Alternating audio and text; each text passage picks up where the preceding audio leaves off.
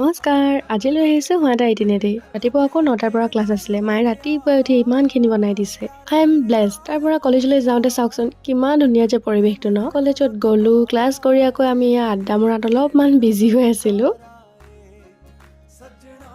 Hello guys, ये पल्लवी है, ये आफ्टरनून लोनर है। हेलो हम लोग इधर मस्ती कर रहे हैं गाइस, बैठे हैं।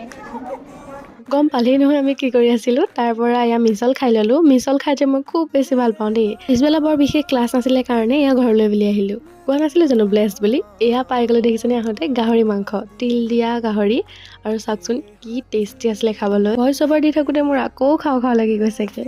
মাংস পাই আকৌ চিধাই ঘৰত আহি ভাত খালোঁহি। ভাতৰ লগত অলপমান ৰঙালাও ভাজি আৰু গাহৰি। সন্ধিয়ালৈ আকৌ চাহ অলপমান খালোঁ আৰু ৰাতিলৈ আছিলে মাছ আৰু দিনৰে গাহৰি আছিলে তাৰো অলপমান লৈ ল'লোঁ। পিছে আজিলৈ ইমানেই, বাই।